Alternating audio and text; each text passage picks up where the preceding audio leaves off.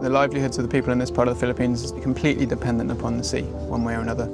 Dinahan Bank is now one of the most degraded coral reefs in the world with some of the highest fishing pressure. Sa asa ka managat, sa una nga, dindin kag panagat, na di isda, nga di sama karon nga managat, ug asa ka dipito managat, na di siruhan jud ka. Kaya problema ron na to, di ba, ang polusyon, yung mga nahinungdan nga ang kuhan. Mga tao sa Pilipinas, nagkasakit tungkol sa hugaw nga kuhan, environment na to. So, kung limpyo ang barangay, so healthy ang mga tao. Fishers use, especially in the Philippines, use a lot of monofilament nylon nets. When discarded nets get into the marine environment and they just hang around, they can last for 600 plus years. The two most frequently used options are either to just discard them on the beach or the sea, or to burn them. So you live in these communities which are very impoverished in developing countries, and they live on remote islands. They don't have anywhere to dispose of this waste or any way of recycling it. It's about lack of awareness on the potential impacts of improper disposal of nets. When these nets linger underwater, they often get marine life accidentally. And so this is what we term as ghost nets. It was called ghost fishing because no people benefit from it. It's just the animals die and rot there.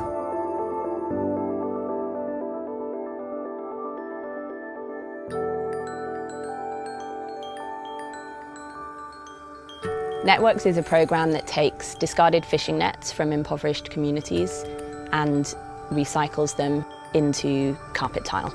Networks is trying to establish this chain of supply of discarded nets that could be recycled. This is a really high-performance engineering plastic. You know, nylon 6 is in our carpet. It's also in lots of other products that people will use every day. So we want to make sure that material can be used again. The idea is to collect discarded fishing nets off the beaches or get them from fishers as soon as they have finished using them, so that they don't throw them into the sea or just discard them on the beaches, and do it in such a way that the local communities benefit as much as possible. What's really important about this program is that it's not a one-shot beach cleanup for some nice pictures. It's actually about how do you institutionalize nets and ultimately other material recycling in communities in a way that benefits them in the long term. So nakatabang ginisag dako ang network regarding sa problema sa kuandire sa waste. Oh.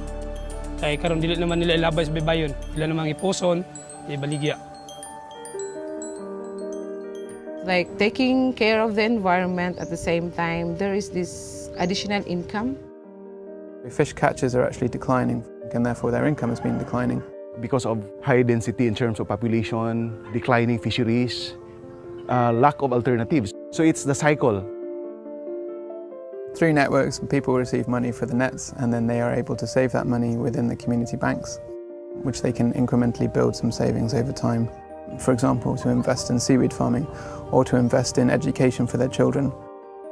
Nga makahatag og mayong kaugmaon sa among pagpuyo, usapod paghatag og improvement nga makatabang sa namo bisan tud kami pobre sa among kakabos na gyud makuha gamay pinansal para sa among ginagmay panganhabuhian. Salamat kuskus ka nga naabot diri sa among lugar.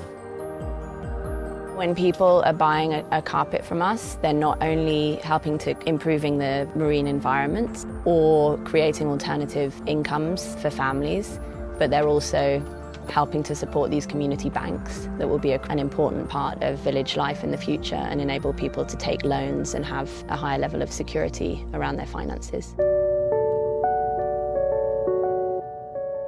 Networks has been very, very different because it has really involved a productive partnership where all members have a really important role to play. It's not something that can be done by one entity alone. ZSL is a conservation and education charity who conducts conservation programs in 50 countries worldwide. Project Series Foundation is a local land government organization. We do marine conservation. Most of our work deal with the communities, helping them to establish and manage protected areas. Aquafil are one of Interface's biggest suppliers of yarn, and they have really pioneered the recycling technology that allows 100% recycled nylon 6.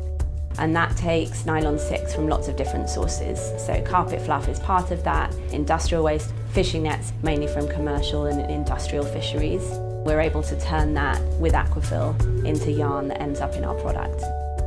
Seeing our nets from the Philippines come in and join this huge warehouse of other fishing nets, other recycled nylon, and that social stream is now part of their 100% recycled product. And hopefully over time we can grow that social component part. Right now it's only small, but this is just the beginning.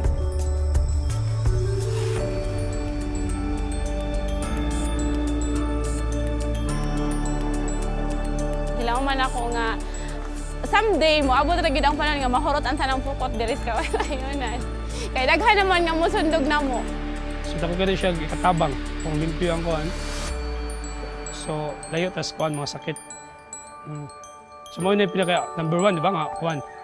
Mga sample nga gihatag nga ipatan-aw na mo dire. Ako nakita nga dako diri kay mahimo ang maong pukot. How we know when networks is a success? Because there's no more nets left in the sea, no more on the beaches, and we've got nice, clean, beautiful beaches. We hope to keep and sustain networks in the sites and the possibility of replicating networks in other sites which have essentially the same issues. Having carpets made out of nets, it brings about the connection of the people, the environment, as well as the concern of these big companies. Being here and seeing the power of what the partners are doing on the ground, this to me is the start of us being a restorative enterprise. So we're giving back and giving opportunities that are way beyond what maybe people would think a carpet tile company could do. And this is only the beginning.